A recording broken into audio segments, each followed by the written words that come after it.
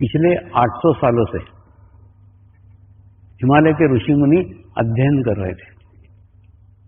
वो देख रहे थे कि समाज में संत आए, महात्मा आए, उन्होंने अपने उपदेश बताए, उन्होंने अपने प्रवचन बताए, उन्होंने अपने अनुभव बताए, उन्होंने अपने एक्सपीरियंस बताए, लेकिन उन प्रवचनों का, उन उपदेशों का समाज पे कोई विशेष अंतर नहीं हुआ, मनुष्य के अंदर कोई बदलाव नहीं हुआ, कोई अंतर्मुखी यात्रा प्रारंभ नहीं हुई। तो क्यों ना कोई नया रास्ता खोजा जाए, जो कुछ हुआ है उससे कुछ अलग किया जाए। तो उन्होंने एक अलग रास्ता चुना, एक अलग रास्ता अपनाया, और वह रास्ता उपदेश का नहीं था।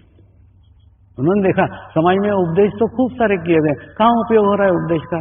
ये अच्छी बातें करो, बुरी बातें मत करो, ये सब सभी जने बता रहे हैं। बताने के बाद में उसका कुछ प्रभाव नहीं पड़ रहा है, कुछ उपयोग नहीं हो रहा है। तो उन्होंने एक रास्ता चुना, वो रास्ता था अनुभूति का मार्ग, अनुभूति का संस्कार, यानी अपने भीतर की अंतर्मुखी शक्तियां दूसरे के भीतर प्रवाहित कर देना। कोई उपदेश नहीं करना, ये कर, ये मत कर, कोई उपदेश नहीं, कुछ नहीं, उसको कुछ भी नहीं बताने का, बाहर से कुछ नहीं बताने का, सिर्फ अपने अंदर की शक्तियां उसके भीतर प्रवाहित कर देना। बाद में वो भी अपने जैसे हो जाएगा। हो जाने के बाद में उसको समझाने का जरूरत नहीं कि कौन सी चीज अच्छी है, कौन सी चीज बुरी है। वास्तव में धर्म का उद्देश्य है ज्ञान। वो ज्ञान, अच्छी बात कौन सी और बुरी बात कौन सी, इसका ज्ञान, ये ज्ञान उन्होंने संस्कार के माध्यम से कराया। तो समर्पण ध्यान पद्धति नहीं है, ये ध्यान की मेथड नहीं है, ध्यान की पद्धति नहीं है। अभी हाल ही में मैंने जैन मुनियों का एक शिविर लिया। शिविर के पश्चात वो जैन मुनि मुझे कहने लगे, स्वामी जी आपने 8 दिन हमको ध्यान सिखाया, लेकिन 8 दिन के बाद में दूसरे मुनि हमको पूछेंगे क्या सीख करके आए, तो क्या बताएं? आपने कुछ भी तो नहीं कराया, कुछ भी नहीं किया। अच्छा, दूसरा जो हुआ है, जो चेंज हुआ है, वो अंतर्गत हुआ है, उसको हम एक्सप्लेन नहीं कर सकते। जो अनुभूति हुई है, वो अनुभूति को हम किसी को बता नहीं सकते, हुई है लेकिन बता नहीं सकते। और दूसरा, बता सके ऐसी कोई मेथड नहीं है, ऐसा कोई तरीका नहीं है। तो कैसे बताए, कैसे समझाए? ये कोई मेथड नहीं है। देखिए, विश्व के अंदर ध्यान करने की 3 पद्धतियां सामान्यतः प्रचलित हैं। एक पद्धति है कि आप एक दिए को जलाओ और दिए की लो के ऊपर एकाग्रता करो, उसको बोलते हैं त्राटक। कई लोग इस पद्धति का अवलंब करते हैं और अवलंब करके अपने आप को आज्ञा चक्र तक पहुंचाते हैं, यानी एक निर्विचारता का स्थिति उनके जीवन के अंदर आ जाता है। सिर्फ लो के ऊपर चित्त रखते, एकाग्रता करते, बस करते करते करते करते करते वहां तक पहुंच जाते हैं। तो इसके अंदर ये त्राटक वाली विधि भी नहीं है। कई लोग सांस के ऊपर चित्त रख के एकाग्रता करने को कहते हैं, सांस ले रहे हैं, सांस छोड़ रहे हैं, सांस ले रहे हैं, सांस छोड़ रहे हैं, उसके ऊपर एकाग्रता करो। एकाग्रता करते करते करते करते करते निर्विचारता का स्थिति आ जाता है। इसके अंदर वो भी नहीं है, यानी सांस के ऊपर चित्त रखने की विधि वो भी नहीं है, त्राटक वो भी नहीं है। तीसरा, भस्त्रिका का प्राणायाम रहता है, ऐसा करके भस्त्रिका का प्राणायाम करते, और करते करते करते आपको एक ऐसे शून्य की स्थिति में ले जाते हैं, एक निर्विचारता का स्थिति में ले जाते हैं। वो भी पद्धति इसके अंदर नहीं है, कोई पद्धति नहीं है, कोई पद्धति नहीं है। दूसरा, आपसे कोई पैसा नहीं लिया जाता है, ये पूर्ण निःशुल्क है। यानी मैंने त्राटक किया, ये अहंकार करने को भी आपके पास जगह नहीं है। मैंने भस्त्रिका प्राणायाम करके ध्यान की स्थिति प्राप्त की, ये भी करने को जगह नहीं है। मैंने सांस के ऊपर चित्त रख के ये पद्धति सीखी, ये करने को कोई जगह नहीं है। मैंने इतनी फीस भर करके उसको सीखा, ये अहंकार का भी जगह नहीं है। यानी आपके अहंकार को पुष्टि मिले ऐसा इसमें कुछ भी नहीं है। मैंने कुछ किया, ये करने का आपके पास कुछ नहीं, आपने कुछ नहीं किया और आपको कुछ नहीं करने का है। ये एक विशेषता है, आपको कुछ नहीं करने का है। 8 दिन तक कुछ नहीं करने का है। 8 दिन तक सिर्फ आपके शरीर को लाके यहां से बैठ जाने का है। बैठ जाने के बाद में 8 दिन के बाद जो होने का है वो सब हो जाएगा। आपको कुछ नहीं करने का। ये अंतर्मुखी शक्तियों का संस्कार है, तो ऑटोमेटिकली आप में ट्रांसफर हो जाएगा। आपको समझ में नहीं आएगा ऐसे। मैं आपको दूसरे तरीके समझा दूं। 2 साल पहले मैंने अहमदाबाद में 90 जैन मुनियों का शिविर लिया था। साधुएं भी थी, साधु भी थे, सब उसके अंदर थे। विविध अलग अलग गच्छके थे, श्वेतंबर थे, दिगंबर थे, सब प्रकार के साधु थे। जब शिविर चल रहा था ना, उस समय उनके प्रमुख ने मुझे एक पत्र लिखा, स्वामी जी आप संस्कृत के महान विद्वान हो और आपने हमारे जैन धर्म के मूल ग्रंथ पढ़े हुए हैं। उन मूल ग्रंथ पढ़ करके उसकी बातें आपने आपकी पुस्तक हिमालय का समर्पण योग में लिखी है। ऐसा पत्र लिखा था। वो पत्र लेके मैंने जेब में रख लिया। मैंने मेरा पूरा शिविर होने दिया। पूरे शिविर के बाद में उनको मैं मिलने के लिए गया और उनको मिलने जाकर के मैंने बताया, पहला मैं संस्कृत का विद्वान नहीं हूं, मुझे संस्कृत नहीं आती।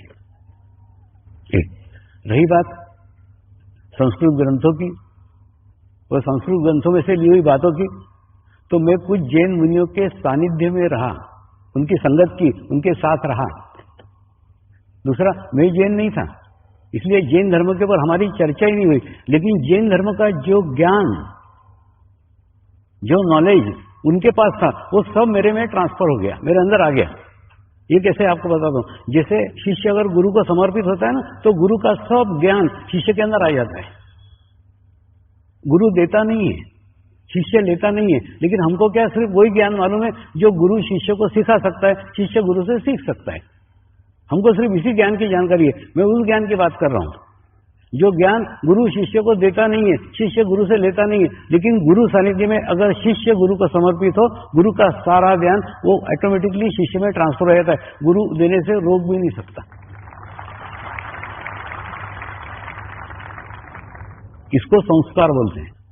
तो उनके अंदर का जो ज्ञान था वो आत्मा के द्वारा ट्रांसफर हो गया। और उसके बाद में उसके ऊपर मैंने जैन धर्म पे पूरा ग्रंथ लिख डाला, जबकि मेरे को उसका कोई ज्ञान नहीं है, मेरे को उसका कोई नॉलेज नहीं, मैं कोई जैन नहीं हूं।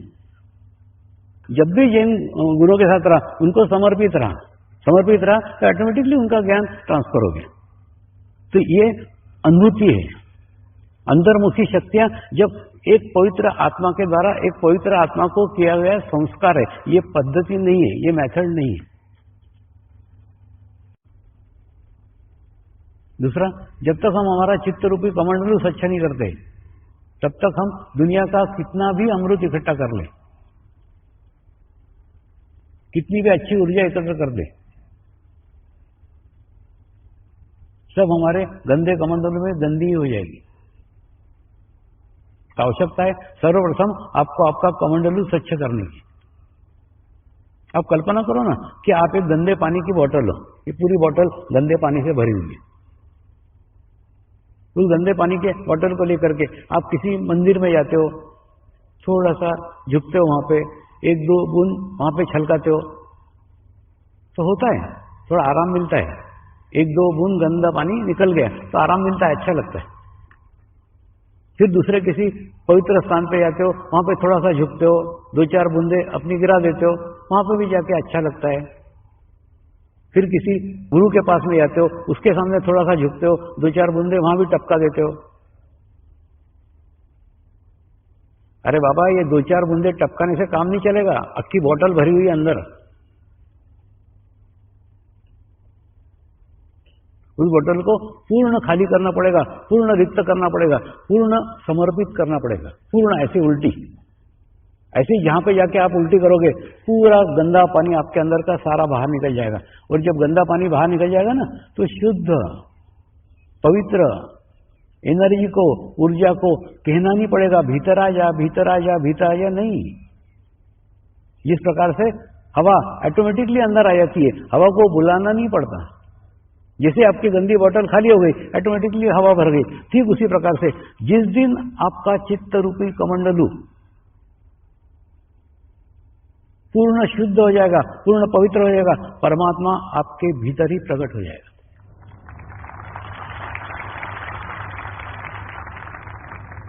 परमात्मा को ढूंढने की परमात्मा को खोजने की कोई आवश्यकता नहीं है, वो आपके ही अंदर है, आपके भीतर है। सिर्फ स्थान को पवित्र करने की आवश्यकता है। तो परमात्मा कल भी था, परमात्मा आज भी है, परमात्मा कल भी रहेगा। सिर्फ परमात्मा के रूप समय समय पे बदलते रहते हैं, चेंज होते रहते हैं। चित्रकूट के घाट पे लगी संतों की भीड़, तुलसीदास चंदन घिसे तिलक करे रघुवीर। यानी साक्षात राम भी उनके सामने आए तो भी उनको भी तिलक कर रहे हैं, उनको भी पहचान नहीं रहे, जान नहीं रहे हैं।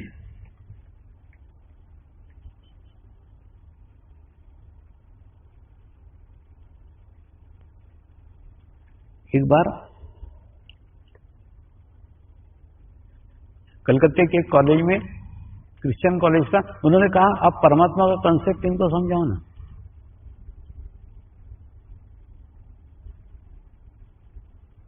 वहां मैंने कहा, उनको नरसिंह अवतार का उदाहरण दिया कि हमारे पुराण में एक नरसिंह अवतार का वर्णन है। इनका आधा शरीर शेर का और आधा शरीर मनुष्य का था, लेकिन ऐसा रूप उसके पहले भी कभी नहीं आया था और बाद में भी कभी नहीं आया। इसका अर्थ क्या है? इसका अर्थ है परमात्मा परिवर्तनशील है।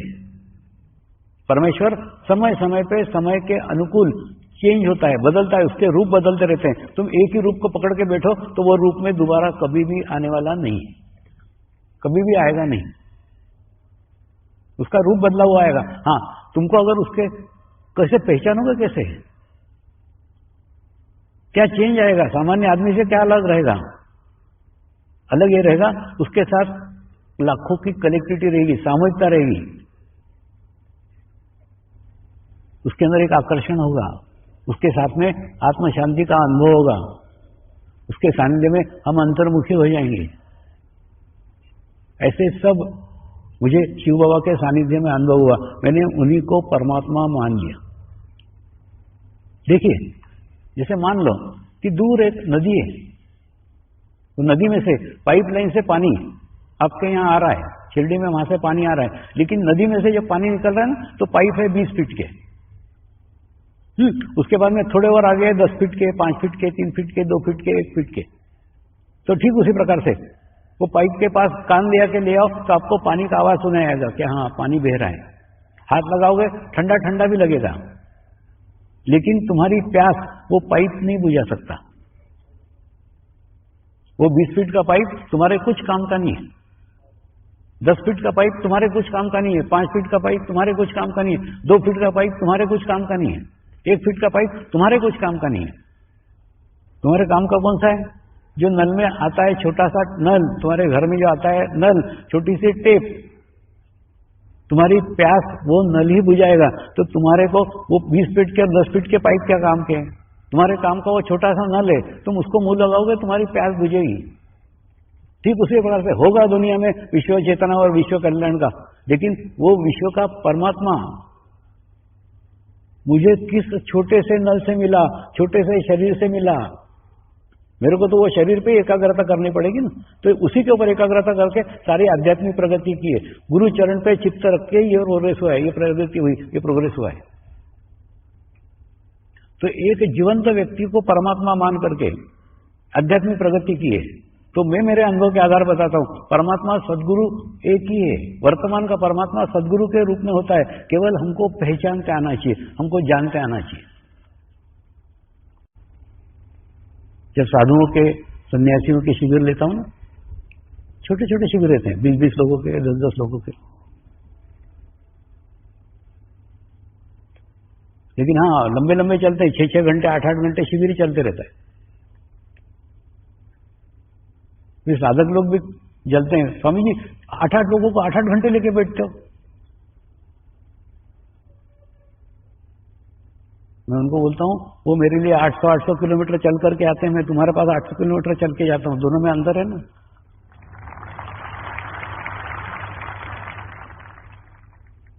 तो साधु सन्यासियों की तकलीफें नहीं है ऐसा नहीं है, परेशानियां नहीं है ऐसा नहीं है। जब भी ये लोग एकांत में मिलते हैं ना, एक ही प्रश्न रहता है, स्वामी जी काम के विचार नहीं समाप्त होते,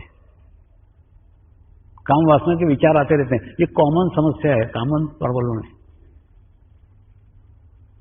संन्यास केवल शरीर से नहीं है, चोला बदलने से नहीं होता है, आंतरिक चेंज होना चाहिए, आंतरिक बदलाव होना चाहिए। उनको हर दफे में एक ऊंचा उत्तर देता है, ध्यान करो ध्यान करो ध्यान करो, ध्यान से सब छूट जाएगा। लेकिन अभी हाल ही में एक मुनि ने मुझे खूब तीव्रता के साथ एक पत्र लिखा। एक्चुअली मेरा क्या रहता मालूम है, जैसा तेरा गाना वैसा मेरा बजाना। तुम्हारा अगर रिसीविंग खूब अच्छा है, खूब अच्छी अच्छी बातें करूंगा, तुम्हारी रिसीविंग अच्छी नहीं है तो कुछ बात नहीं करूंगा, क्योंकि तुम्हारे खींचने के ऊपर ही सब निकलता है। वैसे उसका पत्र जो था ना, इतना गंभीरता से लिखा था, उसने अपनी समस्या को इतना स्ट्रांगली लिखा था कि ऑटोमेटिकली मेरा उसके काम वासना के विचार के ऊपर चित्त चला गया। क्यों समस्या है, क्यों प्रॉब्लम है, खूब बारीकाई से उसका निरीक्षण किया।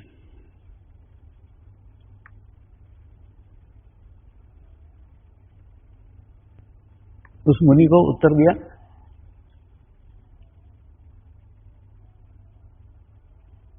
तुम सदैव काम वासना पे नियंत्रण करने की कोशिश करते रहते हो, और कोशिश के बहाने तुम्हारा चित्त 24 घंटे उसी पे रहता है कि मेरे अंदर काम के विचार नहीं जागरूक हो, सदैव अलर्ट। एक दूसरा, इतना कम खाते हो, इतना कम खाते हो कि तुम्हारे अंदर कोई ऊर्जा ही नहीं बचे कि उसके अंदर काम के कोई विचार आए। कम खाते, एकदम खाना कम। दूसरा, इतना श्रम करते हो, इतना श्रम करते हो कि जितना खाया वो सब हजम हो गया। भूखे व्यक्ति के अंदर थोड़ी काम वासना जागरूक होती है।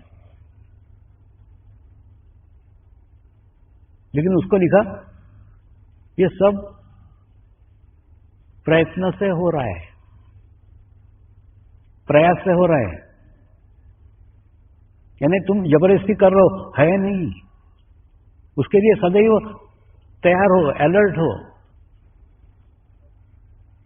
लेकिन कहीं पे भी, कहीं 8-10 दिन विश्राम कर लिया, अच्छे मेवे टेवे खा लिए, पर रबड़ी वबड़ी खा लिए, तो काम वासना जागरूक हो जाएगी, क्योंकि अंदर वो छुपी हुई बैठी ही है। सिर्फ तुमने उसको दबा के रखा हुआ है, कंट्रोल करके रखा है, नियंत्रित करके रखा है, लेकिन गई नहीं है। दूसरा, तुमको क्या लग रहा है, ये कोई जवान मुनि या ऋषि पूछ रहे होंगे? नहीं, ये सब बूढ़े लोग पूछते हैं, 70 साल 80 साल। अब कल्पना करो।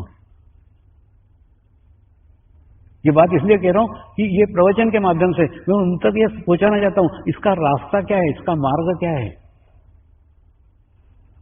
क्या होता है मालूम, आपने सुना होगा कुछ दादाजी का, जो पेशाब करने जाते हैं, जाते जाते 2-4 बूंदे कहीं करते चले जाते हैं, माने पेशाब उनसे हो जाती है, उनका कंट्रोल नहीं होता पेशाब के ऊपर। होता है बुढ़ापे में, हमारे मसल्स वीक हो जाते हैं और बाद में हमारा कंट्रोल नहीं रहता है। बिल्कुल ठीक ऐसा कैसे ही होता है। जब तक जवान रहते हैं ना ये मुनि या साधु, तब तक खूब कंट्रोल कर लेते हैं काम वासना को विचारों पे, क्योंकि इनके मसल्स खूब स्ट्रांग रहते हैं। लेकिन जैसे ही बूढ़े हो जाते हैं, जैसे वीक हो जाते हैं, मसल्स वीक हो जाते हैं, फिर कंट्रोल नहीं रह पाता।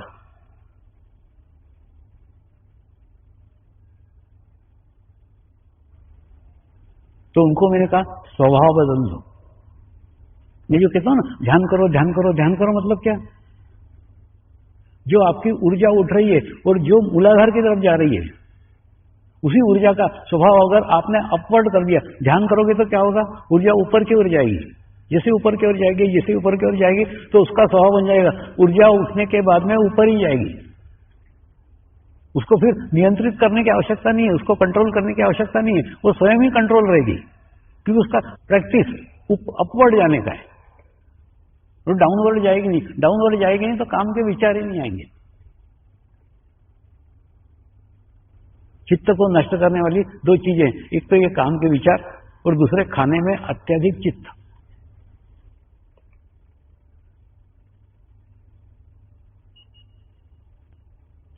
है ना, महाराष्ट्र में सज्जनगढ़ करके जगह है, वहां जो यात्रा को जाते हैं ना, वो 5 घर की भिक्षा मांग करके फिर यात्रा करने जाते हैं। तो क्या होगा, आप कल्पना करो ना, जब आप 5 घर के सब्जी और 5 घर की रोटी खाओगे, तुम्हारे जीवन का टेस्ट ही चला जाएगा, कोई स्वाद नहीं रहेगा। फिर पति जो नखरे करते हैं ना, इनको तो उसी यात्रा पे भेजो, सब सुधर जाएंगे। घर में बघार ऐसी चाहिए, सब्जी ऐसी चाहिए, जो नाटक करते कि नहीं। तो खूब ज्यादा चित्त इनका खाने के अंदर ही खर्च हो रहा है, दूसरा काम वासना में खर्च हो रहा है। तो अगर तुम्हारी प्रैक्टिस करते हो, तुम्हारा स्वभाव बदलते हो कि तुम्हारी ऊर्जा तो ऊपर की ओर उठेगी, तो कभी काम के विचार ही नहीं आएंगे।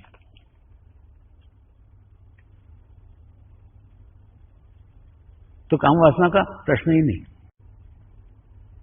दूसरा, ये जो हम पुस्तकों में पढ़ते कि नहीं, त्रिकाल ज्ञानी सिद्धि, वो सिद्ध योगी थे, त्रिकाल ज्ञानी थे। हम सोचते थे कोई सिद्धि है, लेकिन मेरे को अनुभव कुछ अलग ही आया। त्रिकाल ज्ञानी सिद्धि नहीं है, चित्त की एक दशा है। ध्यान करते करते, मेडिटेशन करते करते चित्त के उस दिशा में आप पहुंच जाओगे कि आपका चित्त भूत काल में, भविष्य काल में, वर्तमान काल में, जहां आप चाहो एक क्षण में ले जा सकता है।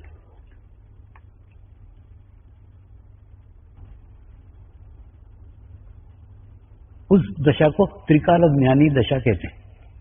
चित्त की दशा है, सिद्धि नहीं है।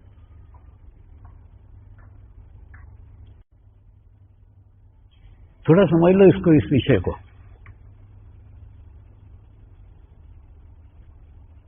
इसके अंदर ज्ञान की आवश्यकता नहीं है। चित्त एक क्षण में वहां जाकर के कहां क्या है वो लेकर के आता है।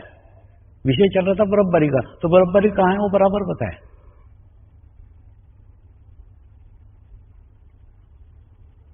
जैसे एक समझ लो, एक बहुत बड़ा कमरा है, उस कमरे के अंदर एक चाबी पड़ी हुई है। आप बोलोगे चाबी ढूंढो, तो टार्च लेके अपन पूरे कमरे में टार्च मारेंगे तो चाबी मिलेगी, यानी उसमें समय बर्बाद होगा, टार्च की बैटरी जाएगी। लेकिन किसी ने बोला टेबल के नीचे चाबी पड़ी है, तो अपन सीधे कमरे में गए, टेबल के नीचे टार्च मारा और चाबी मिल गई।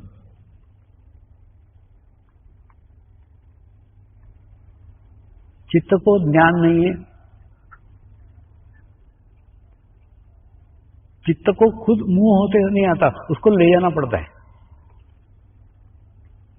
ले जाने के लिए कोई माध्यम चाहिए। कुछ साल पहले मैं ऑस्ट्रेलिया में गया था। तो ऑस्ट्रेलिया में 5 योगा टीचर मुझे मिलने के लिए आई और अपना परिचय दिया कि हम योगा टीचर हैं। तो मैंने कल्पना की योगा टीचर है तो इनका चित्त भी अच्छा होगा, ध्यान की स्थिति भी अच्छी होगी। लेकिन नजर यह आया कि उनका चित्त एकदम वीक था, एकदम कमजोर था। और 5 योगा टीचर एकदम स्लिम फिट थी, एकदम क्या बोलते हैं, एखादी गुड़िया एखादे फैक्ट्री से निकालते लेकिन खट खट खट खट खट खट ऐसे एक ही सांचे में ढली हुई थी। सबकी अच्छी फिगर थी, अच्छे मेंटेन उन्होंने करके रखी थी।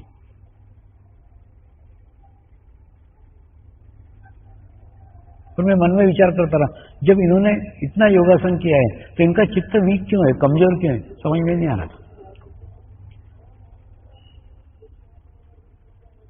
उसके बाद में जब घर गए तो फिर याद आया मुझे, मेरी नानी के सामने कोई भी जवान लड़की अगर मिरर देखती थी, अगर आईना देखती थी, तो मेरी नानी खूब जोर से डांट लगा देती, घड़ी घड़ी मिरर मत देख, घड़ी घड़ी आईना मत देख। तो मुझे लगता था वो लड़की आईना देख रही, नानी का क्या जा रहा है, देखने देना उसको। लेकिन बाद में पता चला घड़ी घड़ी मिरर देखने से वो अपने अंग प्रत्यंगों को देखेगी, अपने उस शरीर को देखेगी जो कल नष्ट होने वाला है। तो शरीर को देखेगी, शरीर पे जितना चित्त जाएगा उतना शरीर का नाश होगा।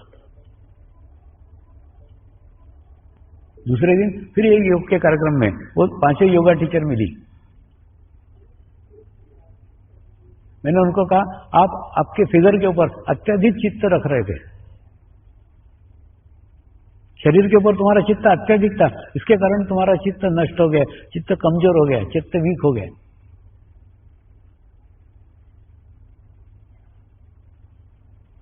वो बोले, हाँ स्वामी जी ये तो सच है, हम तो फिगर बनाने के लिए योग में आए थे, अध्यात्म से हमारा कोई लेना देना नहीं था। मैंने बोला फिगर बनाने को आए थे, फिगर बन गई, अब चित्त नाश हो गया, उसका क्या। बोले स्वामी जी हो तो गया, अब क्या करें, इसमें से क्या रास्ता है, क्या मार्ग है? मैंने उनको कहा लोग तुमको पागल बोले तो भी चलेगा, 1 घंटा रोज आकाश की तरफ देखो। आकाश नाशवान नहीं है। तुम अगर तुम्हारा चित्त आकाश की तरफ रखते हो तो तुम्हारा चित्त स्ट्रांग होगा, चित्त मजबूत होगा। अगर तुम्हारा भी चित्त कमजोर है, तुम्हारा भी चित्त वीक है, तो तुम पृथ्वी के साथ जुड़ो, पृथ्वी के ऊपर बैठना चालू कर दो, दूसरा आकाश की तरफ देखना चालू कर दो। दोनों से तुम्हारा चित्त स्ट्रांग हो सकता है। देखो ना तुम एक कंटिन्यू, तुम थोड़ी देर आकाश की तरफ देखो, आपको एकदम निर्विचारता आ जाएगी, सब विचार समाप्त हो जाएंगे। क्यों? क्योंकि आपका चित्त उस जगह है जो नाशवान नहीं है। हम अगर नाशवान चीजों पर चित्त डालते हैं तो हमारा चित्त का नाश होता है, और अगर हम ऐसी चीजों पर डालते हैं जो नाशवान नहीं है तो चित्त स्ट्रांग होता है, चित्त मजबूत होता है। आज के कार्यक्रम की शुरुआत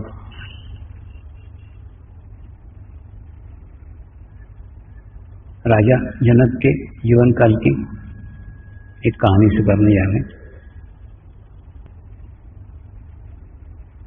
राजा जनक को विधेय कहा जाता था।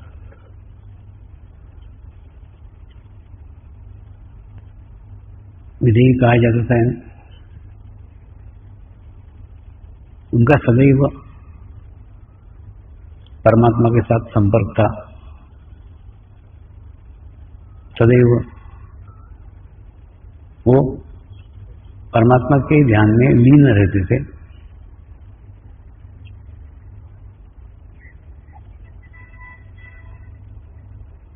ऐसी उनकी ख्याति थी। और इस ख्याति को सुनकर नारद मुनि बड़े प्रभावित हुए उनसे, और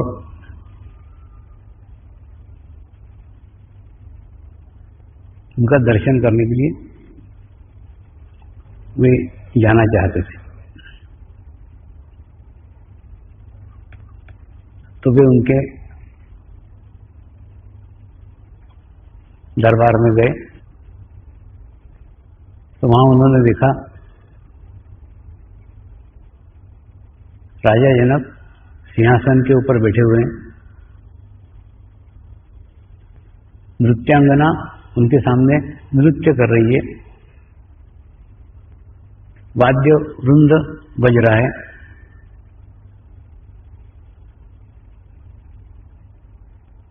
और वो उस वाद्य वृंद का आनंद ले रहे हैं।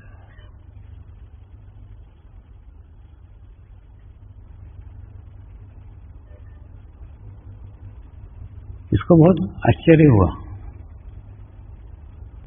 ये पूरे भोग विलास में डूबे हुए हैं, राज सिंहासन पे बैठे हुए हैं, नृत्यांगनाएं नाच रही है, वाद्य वृंद बज रहे हैं, ऐसे ऐशे आराम की जिंदगी जी रहे हैं, तो इनको ब्रह्मज्ञानी क्यों कहते हैं? तो उन्होंने राजा जनक को प्रश्न किया, क्या आप इतने भोग विलास में हैं, इसके बावजूद भी आपको ब्रह्मज्ञानी क्यों कहते हैं? तो राजा जनक ने उत्तर दिया, इसका उत्तर मैं आपको कल दूंगा। आप यह एक कटोरी दूध लीजिए और ये कटोरी लेकर के आप दिन भर घूमिए, और दिन भर घूमने के बाद अगर इसका दूध नहीं छलका तो मैं आपको बताऊंगा कि मुझे ब्रह्मज्ञानी क्यों कहते हैं। नारद मुनि वो कटोरी और दूध लेकर के दिन भर घूमते रहे, क्योंकि सब जगह घूमना उनकी आदत थी। उस आदत के अनुसार सब जगह घूमते रहे, लेकिन घूमते हुए कहीं पे भी कोई चित्त नहीं था, उनका अटेंशन कहीं पे भी नहीं था। उनका सारा चित्त उस कटोरी के ऊपर था और दूध के ऊपर था, ताकि वो दूध छलकना नहीं चाहिए। और बाद में दूसरे दिन आकर के दरबार में मिले तो राजा जनक ने पूछा, कल आपने क्या क्या देखा, कल आप कहाँ कहाँ घूमे? तो मैं बोले, घूमा तो खूब जगह, लेकिन मैंने कुछ भी नहीं देखा। मैं सब जगह था लेकिन किसी भी जगह नहीं था। मेरा सारा चित्त मेरे इस दूध के कटोरी के ऊपर था। दूध और कटोरी देखता रहा, क्योंकि अगर दूध छलक जाता तो आप नहीं बताते ना कि आपको ब्रह्मज्ञानी क्यों कहते हैं। राजा जनक ने उत्तर दिया, बिल्कुल यही स्थिति मेरी है। तुमको दिख रहा है कि मैं राज सिंहासन पे बैठा हूं, लेकिन मेरा चित्त राज सिंहासन पे नहीं है। तुमको दिख रहा है नृत्यांगना मेरे सामने नाच रही है, लेकिन मेरा चित्त नृत्यांगना में नहीं है, नृत्य में भी नहीं है। तुमको दिख रहा है कि वाद्य वृंद बज रहे हैं, मैं सुन रहा हूं, लेकिन मेरा चित्त उस वाद्य वृंद में भी नहीं है। मेरा चित्त इन सब के बीच में रहते हुए भी सहस्रार पे रहता है, इसलिए मुझे ब्रह्मज्ञानी कहते हैं।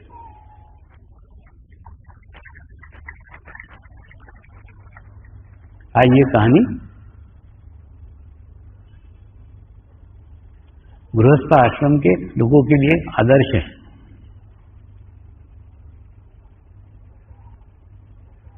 हम परिवार में रह रहे हैं, समाज में रह रहे हैं, संसार में रह रहे हैं,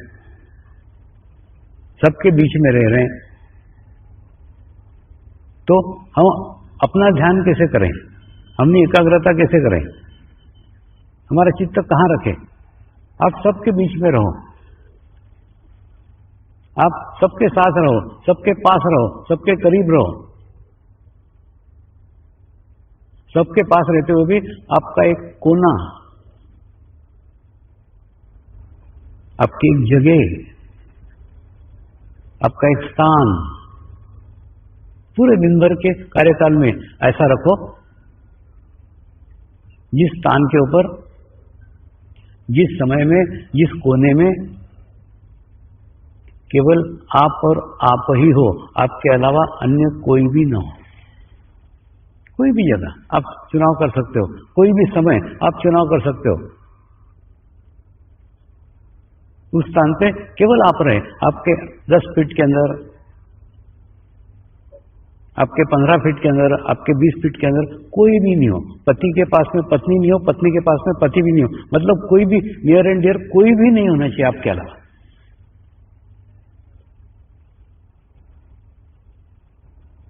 ऐसा ध्यान का अभ्यास करो, ऐसे ध्यान की प्रैक्टिस करो, तो उससे क्या होगा? धीरे धीरे धीरे धीरे धीरे धीरे आपका आभामंडल, आपका ओरा विकसित होगा। जैसे रहते कि नहीं, बलून रहता है, बलून बुझा हुआ बलून है तो छोटा सा है, हाथ में आ सकता है, लेकिन वही बलून को अगर फुला लिया तो वो इतना बड़ा हो जाएगा, दोनों हाथ में भी नहीं आएगा। उसी प्रकार से जब तक आपका ओरा सिंक है तो छोटा सा है, लेकिन आप जैसे प्रैक्टिस करोगे ना तो धीरे धीरे धीरे धीरे होगा।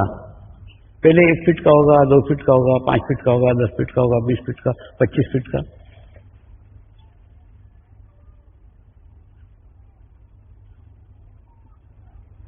दूसरा, ये मेरा हुआ है, ये मेरा अनुभव है, मैं मेरे सब बातें मैं मेरे अनुभव के आधार पर कह रहा हूं। पिछले 22 साल से सतत समाज में हूं,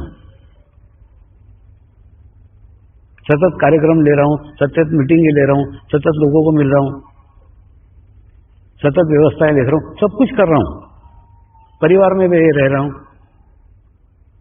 सबके साथ रह रहा हूं, लेकिन किसी में भी नहीं हूं। क्यों? क्योंकि पूरे दिन भर के कार्यक्रम में एक समय, मैं खूब नहीं कह रहा हूं, केवल आधा घंटा, मैंने मेरे जीवन का आधा घंटा ऐसा निकाला है, उस आधे घंटे के अंदर मेरे पास में कोई भी नहीं।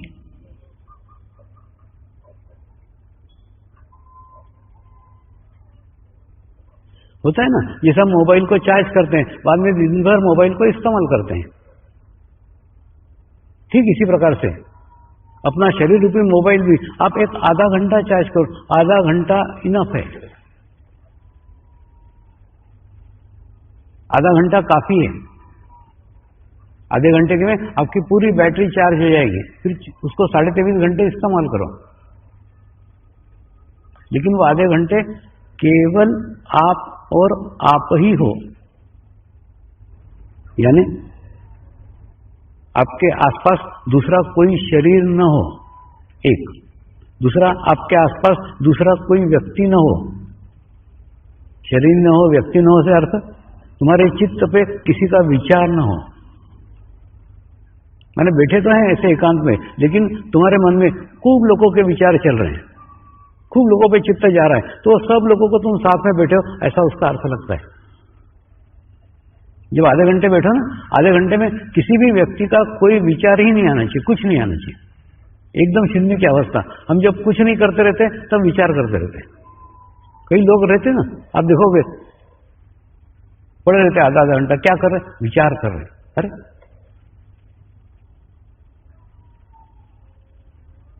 एक प्रामाणिकता के साथ आधा घंटा रहने की प्रैक्टिस करो ना,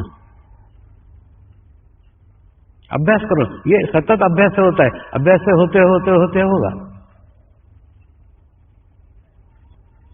और अभी तो ओरा के रिपोर्ट आने के कारण मैं आपको पूर्णतः समझा सकता हूं प्रमाण के साथ कि ऐसा आभामंडल विकसित हुआ है। पहले का ऐसा था, बाद में ऐसा हुआ, अभी का ऐसा है। और ये पिछले 22 सालों में विकसित हुआ आभामंडल है, ये कोई हिमालय से विकसित करके आया नहीं था।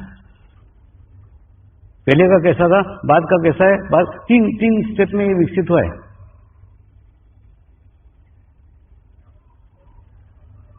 तो जब मेरा हो सकता है तो आपका क्यों नहीं हो सकता? आपका भी हो सकता है। सिर्फ उसके लिए सतत साधना की आवश्यकता है, सतत अभ्यास की आवश्यकता है, नियमित। खूब करने का जरूरत नहीं है। एक डॉक्टर ने मेरे को प्रश्न किया, स्वामी जी रविवार को छुट्टी रहती है ना, मैं 8-8 घंटे ध्यान करता हूं और बाकी 7 दिन मेरा नहीं होता, तो मेरी स्थिति एकदम अच्छी हो जाएगी क्या? मैंने क्या रात भर घुसेड़ के रख मोबाइल के चार्ज को, तो ज्यादा चार्ज हो जाएगा क्या? मोबाइल को चार्ज करने के लिए आधा घंटा काफी है। वैसे शरीर को बैलेंस करने के लिए, शरीर को संतुलित करने के लिए आधा घंटा इनफ है। अधिक चार्ज करने की आवश्यकता नहीं है, नियमित चार्ज करने की आवश्यकता है। तो परिवार में रहो, समाज में रहो, रिश्तेदारों में रहो, सबके अंदर रहो, लेकिन किसी में भी मत रहो। और जो गलती मैंने की वो गलती तुम मत करना। मैंने गलती ये की, मैं हर दफे ध्यान की बात करता था, मेडिटेशन की बात करता था, तो रिश्तेदार वैसे 2 फुट दूर ही भागते थे। एक आधे शादी के कार्यक्रम में गया ना, तो मैं जिस कोने में बैठा हूं उस कोने में आसपास भी कोई रिश्तेदार फटकता नहीं था। ये जाके बेकार बोर करेगा, ध्यान की बातें करेगा। इसलिए आप सबके साथ रहो, जैसे रिश्तेदार आपके हैं, जैसे आपके मित्र हैं, उनके साथ वैसे रहो ना। पहले उनके साथ में रहो, उनके पास में रहो, फिर धीरे धीरे धीरे धीरे तुम्हारे अंदर का चेंज, तुम्हारे अंदर का बदलाव उनके नजर में आएगा ना। तुम्हारे पहले उनके नजर में आएगा, वही जानेंगे। रहता है ना, जैसे हम देखते हैं कीचड़ के अंदर कमल खिला हुआ रहता है, यानी कीचड़ के अंदर एक डंडी कमल की घुसी हुई रहती है, यानी कीचड़ के संपर्क में रहता है। लेकिन कीचड़ का एक भी दाग कमल के ऊपर नहीं रहता। कमल एकदम सुंदर अपना हवामंडल लेके रहता है, अच्छा सुवास लेकर के रहता है, अच्छा विकसित रहता है, दिखने को भी सुंदर दिखता है। रहता कहां है? कीचड़ में। तो कमल कहां खिला है उसको कोई महत्व नहीं है। महत्व है कमल ने अपना अस्तित्व कीचड़ से अलग बना करके सदैव रखा हुआ है और कीचड़ का एक भी दाग उसके ऊपर आया हुआ नहीं है। अब भी ये संसार रूपी दुनिया के अंदर ये सब कीचड़ है, इसके अंदर रहो ना, लेकिन कमल सरीके खिले हुए रहो कि उसके अंदर रह करके भी उसका कोई दाग, उसका कोई इफेक्ट, उसका कोई प्रभाव आपके ऊपर नहीं पड़ा है। ये नहीं हो सकता ऐसा नहीं, हो सकता है, हुआ है, होगा। केवल सतत अभ्यास की, सतत प्रैक्टिस की आवश्यकता है। मेरे जीवन में कई गुरु आए और प्रत्येक गुरु ने अपने पास जो कुछ था वो दे दिया,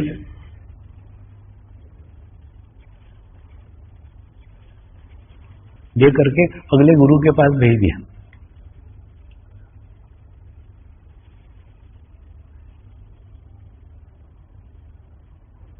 ऐसा कई गुरुओं के पास गया हूं।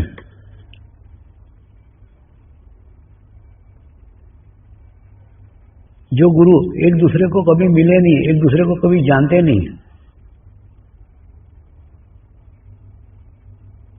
उनका एक वाक्य एकदम समान था, तेरा हंडा बहुत बड़ा है, तेरा हंडा बहुत बड़ा है, तेरा हंडा बहुत बड़ा है। मेरे को लगता था मुझे ही चिढ़ा रहे हैं, मेरा सर शायद बड़ा है। तुम्हें पानी में नदी में झांक के भी देखता था, मेरा सर बड़ा है क्या? तू देखता नहीं, सर तो बड़ा नहीं, क्या ऐसा क्यों बोल रहे हैं? लेकिन ना गुरु बोलता है अपने स्तर पे, शिष्य सुनता है अपने स्तर पे। हंडा बहुत बड़ा है, हंडा बहुत बड़ा है, इसका अर्थ तेरे माध्यम से लाखों लोगों तक पहुंचने वाला है।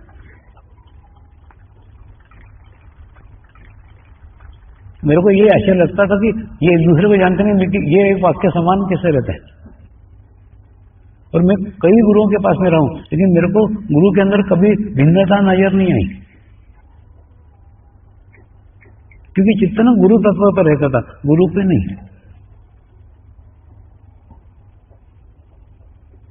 तो गुरु का रंग रूप क्या है, गुरु का ऊंचाई क्या है, हाइट क्या है, इधर कुछ ध्यान नहीं रहता था। गुरु तत्व एक है, गुरु तत्व के आकार प्रकार अलग अलग हो सकते हैं। दूसरा, हम गुरु को डर करके पूछते हैं, बिल्कुल गलत है। गुरु सिलाई मशीन है, वो कैंची का काम कभी नहीं कर सकता, तुम उसको मानो या मत मानो, वो कभी नहीं कर सकता, उसके हाथ से बुरा हो ही नहीं सकता।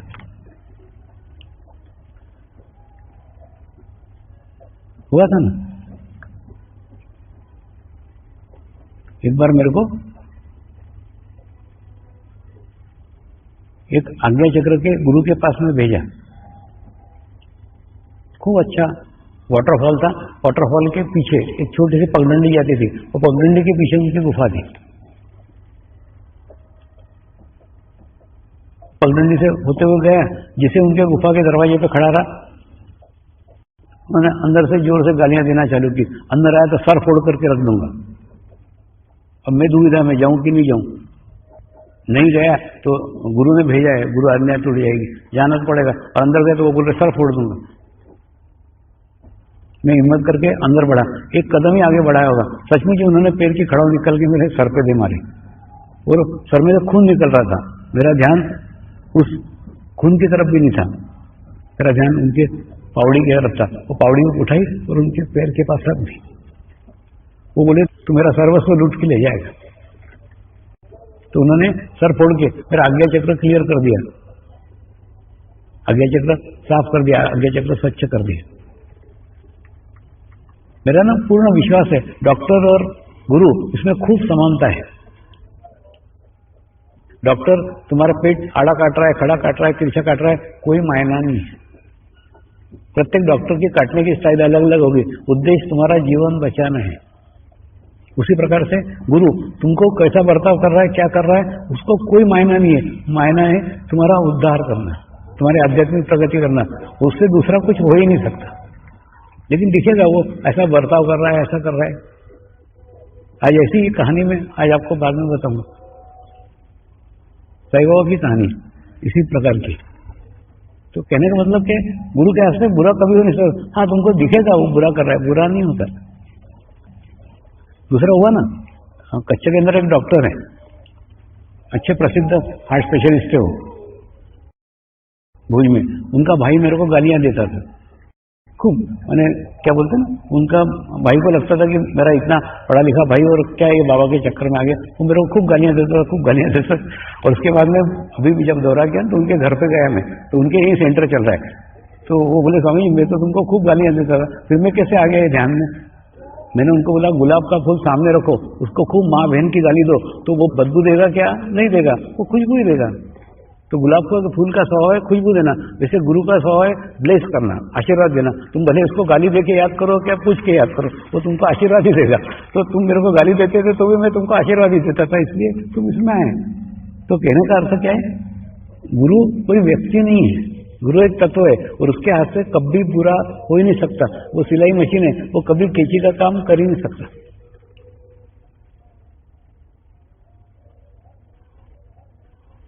और स्वाधिष्ठान चक्र के अनुभव मुझे कभी हिमालय में वहां नहीं आए, या मुंबई में आए।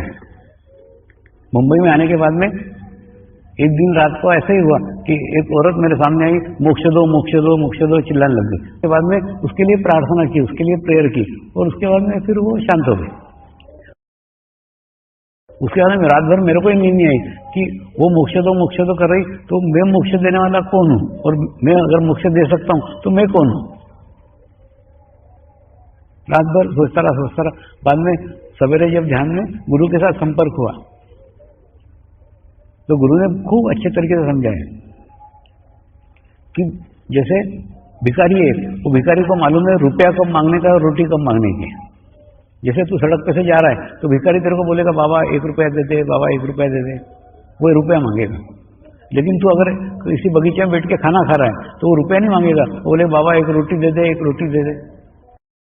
मतलब भिखारी को मालूम है रोटी कब मांगने की और रुपया कब मांगने का है। उसी प्रकार से वो आत्मा को मालूम है कि मोक्ष कब मांगने का। तू सड़क पे चलते जा रहा है, तेरे को मोक्ष नहीं मांगेंगे। जब तू स्टेज पे रहता है, सिंहासन पे रहता है, उच्च अवस्था में रहता है, तेरे अंदर से देवत्व बहते रहता है, वो देवत्व को मोक्ष मांगता है, तेरे को नहीं। तो कुछ नहीं, उनके लिए सिर्फ प्रार्थना करना पड़ती है, उनके लिए प्रेयर करना पड़ती है। तो जो हिमालय में अनुभव नहीं आए वो मुंबई में आए। तो कहने का अर्थ, अपने ऊपर भरोसा करो, अपने चित्त को स्ट्रांग करो, खूब गंडे धागे ये बांध करके उसको कमजोर मत करो। जितना उसके ऊपर डिपेंड होते जाओगे उतना खुद तुम आत्मनिर्भर होना कम हो जाओगे। आत्मनिर्भर बनो, अंदर की शक्ति पे विश्वास करो। अरे बाबा, परमेश्वर तुम्हारे अंदर है, तुम्हारे भीतर है। एक बार उसको जागृत कर लो ना, फिर बाकी सब चीजों की कोई आवश्यकता ही नहीं। आपको दूसरा कोई चाहिए ही नहीं, कोई दूसरा नहीं चाहिए। आप खुद ही सक्षम हो, खुद ही गुरु हो। कल आप सब गुरु होने वाले हो, इसलिए वो तैयारी करके आओ।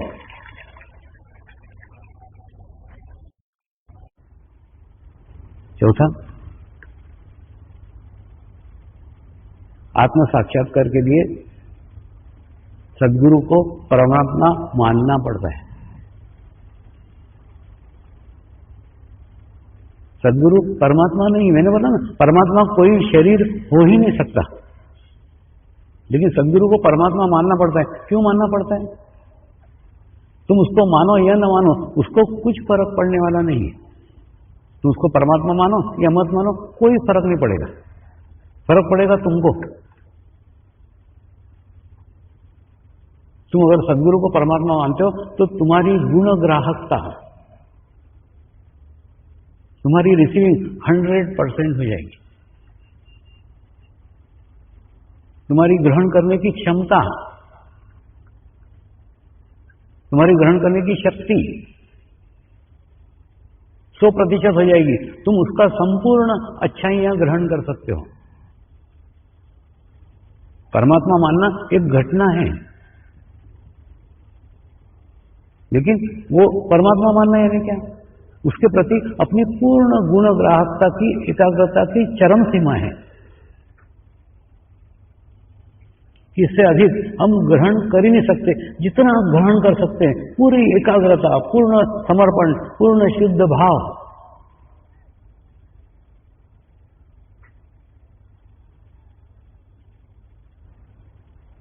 जब तक नहीं लाते तब तक आत्म साक्षात्कार संभव ही नहीं।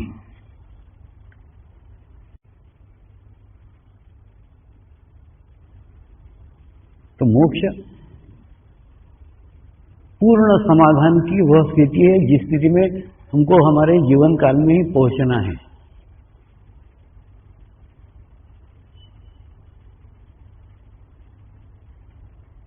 और मोक्ष के बाद में कोई दूसरा जन्म नहीं है।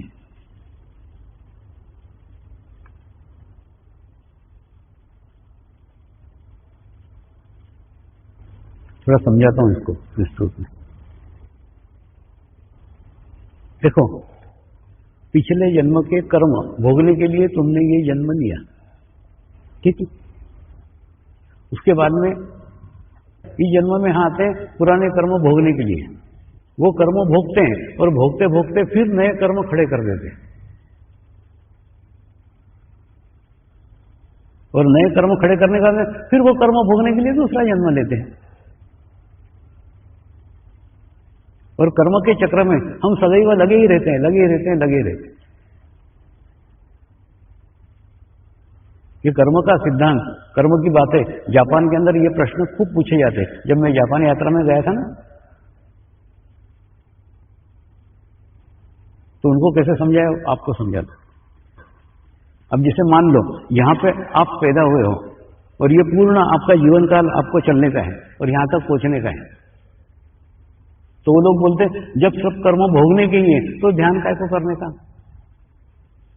तो मेडिटेशन काय को करने का, जो होने वाला है वो तो होगा ही ना। मैंने कहा बिल्कुल होगा ना, लेकिन अगर आप ध्यान करोगे तो क्या होगा? ध्यान के माध्यम से तुम लाखों आत्माओं की सामूहिकता में जुड़ोगे, और लाखों पवित्र आत्माओं के सामूहिकता में जुड़ोगे तो क्या होगा? होगा ये कि जब तुम्हारा बुरा समय चल रहा है वो कब बीत गया तुमको पता भी नहीं चलेगा।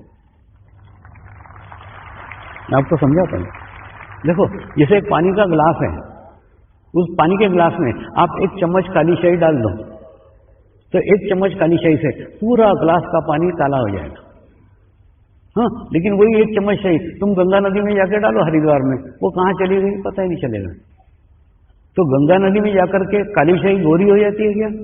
नहीं, वहां पे भी उसका अस्तित्व काला ही रहता है, लेकिन नगण्य हो जाता है। उसी प्रकार से जब मैं करके तुम पानी का गिलास बनते हो, तो जब तुम तुम्हारे पूर्व जन्म के कर्म भोगते हो ना, तब तुमको पूरा जीवन कलुषित हो जाता है, एकदम तकलीफ हो जाती है, एकदम परेशानी हो जाती है। लेकिन तुम गिलास पानी की जगह गंगा का पानी बन जाते हो, नदी का पानी बन जाते हो, तो तुम्हारी कहां तकलीफ है तुमने भोग ली, तुमको तुम्हारा भी पता नहीं चलता। सामूहिकता में आने को इसीलिए कह रहा हूं। तो फिर से बताता हूं, तो जैसे ही तुम सामूहिकता में आते हो, ये भोगते हो ना, ये सारे कर्मफल भोगते हो। कर्म भी दो प्रकार के, एक कर्म वो जो तुमने पैदा होने के बाद में, अभी समझ लो 40 साल के हो, तो 40 साल के उम्र तक जो तुमने बुरे कर्म किए वो, उसका प्रभाव तुम्हारे शरीर के ऊपर है। और जब आत्म साक्षात्कार मिलता है तो पहले वो कर्म गुरु जलाता है, गुरु के माध्यम से कर्म जलते हैं, उसके बाद में ही आत्म साक्षात्कार मिलता है। तो ये कर्म तो तुम्हारे हो गए खत्म, यानी इस जन्म के कर्म समाप्त हो गए, और जो पूर्व जन्म के कर्म हैं वो तो भोगना ही पड़ेंगे, वो आत्म साक्षात्कार के बाद भी भोगना पड़ेंगे। हाँ, लेकिन वो भोगोगे तब पता नहीं चलेगा कब निकल गए। क्यों? क्योंकि सामूहिकता में भोगोगे, कलेक्टिविटी में भोगोगे, गंगा नदी का पानी बन करके भोगोगे तो होगी चुबन, लेकिन चुबन पता नहीं चलेगी कि कब भोग ली है। हाँ, तो वो सब हो जाएगा। उसके बाद में ये घूमते घूमते एक स्थान पे आओगे, जीवन के पड़ाव में एक स्थान पे ऐसी जगह आओगे जहां पे इस जन्म के कर्म समाप्त हो गए, पूर्व जन्म के कर्म भोग लिए, और दूसरा बुरा कर्म अब तुमसे हो नहीं रहा है, क्योंकि तुम्हारा आभामंडल इतना विकसित हो गया है, इतना स्ट्रांग हो गया है, इतना मजबूत हो गया है कि बुरा विचार ही नहीं आता। तो बुरा कर्म तो खूब दूर की बात है, तो बुरा कर्म तुमसे होगा नहीं, जिसके लिए तुम नया जन्म लेना पड़े। दूसरा, जो अच्छा कर्म करोगे वो अच्छा कर्म तुम सामूहिकता को समर्पित कर दोगे, गुरु को समर्पित कर दोगे, तो बुरा कर्म तुम्हारे पास होगा नहीं, अच्छा कर्म तुम अपने साथ बांधोगे नहीं। तो बताओ ना, एक शून्य का स्थिति तुमको तुम्हारे जीवन काल में प्राप्त हो जाएगा, जहां ना तुम्हारे पास अच्छा कर्म बाकी है ना बुरा कर्म बाकी है। जब तुम्हारे पास कोई कर्म ही बाकी नहीं रहा तो नया जन्म काहे के लिए लोगे? कोई निमित्त ही नहीं है, कोई कारण नहीं है, इसलिए तुम नया जन्म लोगे, कुछ अगला जन्म ही नहीं है। ये स्थिति मोक्ष की स्थिति कहलाती है, जब तुम्हारे जीवन काल में कोई कर्म ही बाकी नहीं रहे, बुरे कर्म हो नहीं रहे, अच्छे कर्म अपने साथ बांध ही नहीं रहे हो, तो कोई कारण ही नहीं है, कोई रीजन ही नहीं है जिस कारण से तुम नया जन्म लो।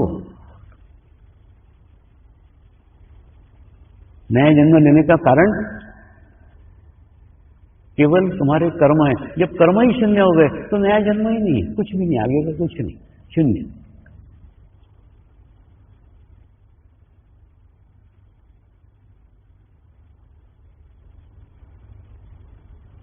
अब प्रश्न आता है,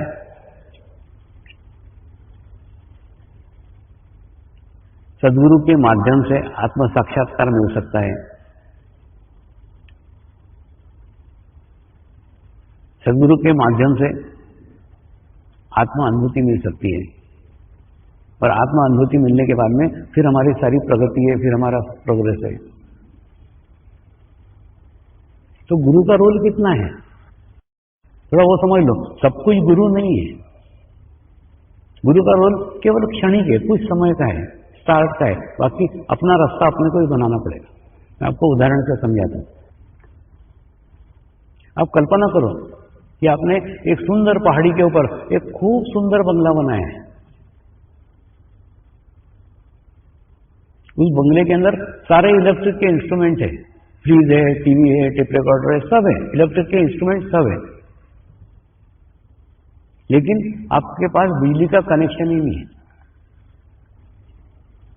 जब बिजली का कनेक्शन नहीं है तो ये बिजली के उपकरण बेकार है।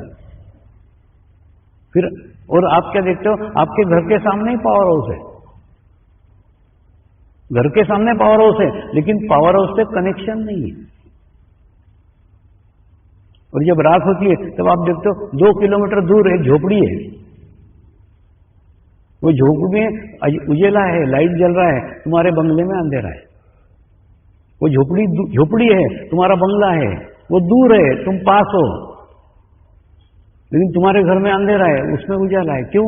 उसका कनेक्शन उस पावर हाउस के साथ है, तुम्हारे बंगले का नहीं। फिर उस झोपड़ी को देख करके तुमको तुम्हारे जीवन में प्रेरणा मिलती है कि मुझे भी पावर हाउस का कनेक्शन मिलना चाहिए। तो फिर क्या करते हो, आप एक एप्लीकेशन देते हो पावर हाउस को कि मेरे भी घर में बिजली दी जाए, मेरे को बिजली का कनेक्शन दिया जाए। उसके बाद में पावर हाउस से एक इलेक्ट्रिशियन आता है, वो खंभे से लेके आपके घर तक, मीटर तक एक लाइन खींच देता है, और उसके बाद में आपके बंगले को लाइट का कनेक्शन देता है। वो इलेक्ट्रिशियन लाइट का कनेक्शन देने के बाद में फिर कहीं और चला जाता है, और वो कनेक्शन करने के बाद में आपको आपके घर के लाइट जलाना होंगे। फिर आप 0 का बल्ब जलाओ, 15 का बल्ब जलाओ, 30 का बल्ब जलाओ, 100 का बल्ब जलाओ, ऐसे बड़े बड़े फ्लड लाइट लगाओ, तुम्हारी इच्छा। और तुम्हारी इच्छा हो तो मेन स्विच ऑफ करके रखो, मत जलाओ। लेकिन इलेक्ट्रिशियन आके तुम्हारे घर के लाइट नहीं लगाएगा, इलेक्ट्रिशियन आके तुम्हारे घर में उजाला नहीं करेगा, तुमको तुम्हारा उजाला तुमको ही करना पड़ेगा। तो ठीक इलेक्ट्रिशियंस का रोल जैसा है ना, वैसे ही सद्गुरु का रोल है। सद्गुरु सिर्फ परमात्मा से आपका कनेक्शन करा देगा। कनेक्शन करने के बाद में आपको कितनी आध्यात्मिक प्रगति करने की है, आपको कितना आध्यात्मिक प्रोग्रेस करने का है, आपको इसी जन्म में मोक्ष प्राप्ति करने के क्या और जन्मों जन्मों का सफर करने का है, ये सब आपके ऊपर निर्भर है। वो कुछ नहीं करेगा, उसका रोल केवल इलेक्ट्रिशियन जैसा है। आपको कनेक्शन करा दिया, आपकी रामलीला आप जानो, वो तो चला और किसी बंगले में कनेक्शन करने को, बस इतना ही रोल सद्गुरु का है। सद्गुरु सिर्फ कनेक्ट करा देता है, कनेक्ट करने के बाद में अपनी प्रगति अपने को ही करना पड़ती है। सद्गुरु कोई हथेली नहीं लगाता बाद में। नहीं मतलब खूब ज्यादा तुम सद्गुरु पे डिपेंड मत हो जाओ, और समझ लो पहले सद्गुरु की भूमिका क्या है, तुम्हारी भूमिका क्या है। पावर हाउस यानी परमात्मा, बंगला यानी तुम्हारा शरीर, इलेक्ट्रिशियन यानी सद्गुरु, वो उस पावर हाउस से कनेक्शन करा देगा, आपको अनुभूति भी आएगी, अनुभव भी हो जाएगा, और उसके बाद में आगे की प्रगति, आगे का प्रोग्रेस आपको आपका ही करने का है। दूसरा, सदगुरु ना हाईवे है। हाईवे का उपयोग क्या होता है? हाईवे गली कूचा नहीं होता, हाईवे हाईवे होता है। उसके बाद में हाईवे पे बड़े बड़े रोड रहते हैं, अच्छा क्लीन वातावरण रहता है, स्वच्छ वातावरण रहता है, सुंदर रहता है, गांवों से दूर रहता है, बस्ती से दूर रहता है, कोई ट्रैफिक नहीं रहता है, अच्छी बढ़िया सड़क रहती है जिसके ऊपर गति मिलती है, स्पीड मिलती है। वैसे सदगुरु भी हाईवे है, वो आपको झड़प से तुरंत यहां से वहां फास्ट पहुंचा देगा, एक्सप्रेस हाईवे। लेकिन सदगुरु कितना भी अच्छा लगा उसको चिपको मत, उसको पकड़ो मत। हाईवे कितना भी अच्छा रहा, बैठ के वहां पे पिकनिक मना सकते हो क्या? नहीं, यहां से कितना अच्छा तालाब दिख रहा है, चलो यहीं बैठते हैं गाड़ी खड़ी करके, पुलिस वाले आके डंडे लगाएंगे वहां अगर खड़े रहे तो। हाईवे पे रुकना मना है, सदगुरु को चिपकना मना है। सदगुरु के पास से हाईवे सरीका उसका उपयोग करो और आगे बढ़ो। और जिस प्रकार से हाईवे किसी के भी घर तक नहीं जाता, किसी का घर देखा है कि हाईवे पे, या मेरा घर हाईवे पे नहीं, किसी का नहीं है। हम हाईवे से केवल उस शहर तक पहुंचते हैं, उसके बाद में गली गली में से, पतली गली में से अपने घर तक पहुंचते हैं। तो जीवन में भी सदगुरु एक निश्चित समय तक आपको स्पीड देगा, आपको गति देगा, एक स्थान पे पहुंचाएगा। लेकिन जीवन का अंतिम क्षण का सफर आपको आपका ही करने का है। इसलिए अपने आत्मा को ही गुरु बना लो। अपने आत्मा को इतना शुद्ध करो, इतना पवित्र करो, इतना निर्मल करो कि वो आपके अंतिम क्षण तक आपको साथ देगा।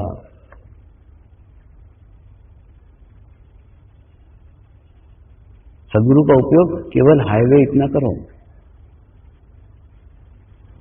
बस इतना ही करना है। गुरु तत्व का चेहरा मोहरा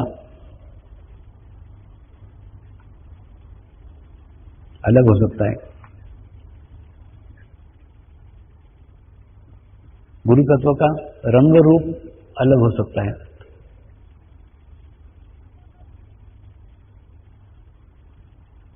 लेकिन गुरु तत्व भीतर का एक ही है, समान है।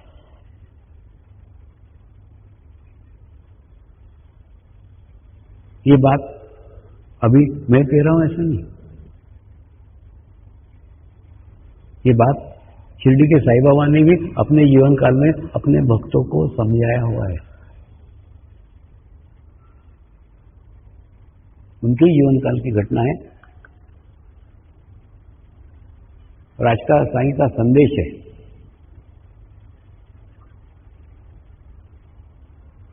कि सदगुरु के शरीर अलग अलग हो सकते हैं,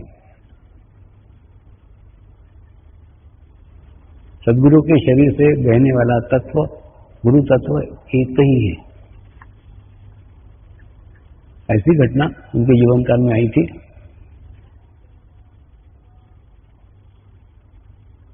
मुंबई के एक पितले जी उनके दर्शन के लिए आए, द्वारका माई में गए और जब उन्होंने नमस्कार किया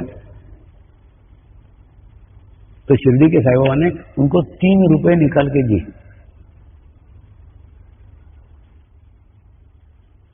और 3 रुपए निकाल के देने के बाद में ये बताया नहीं,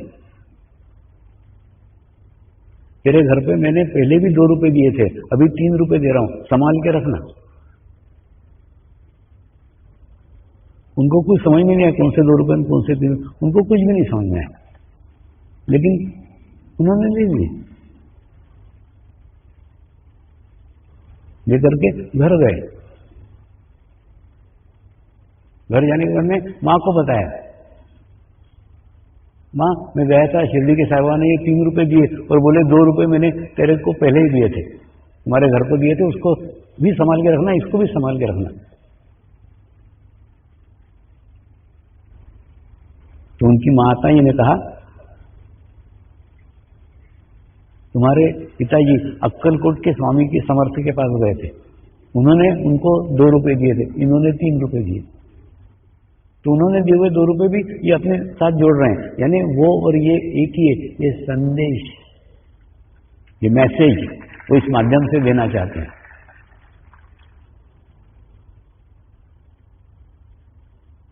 गुरु का चेहरा मोहरा अलग होगा, स्थान अलग होगा, कार्य अलग होगा, समयावधि अलग होगी,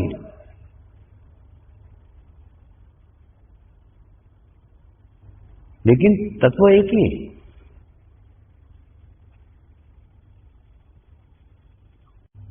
नमस्कार।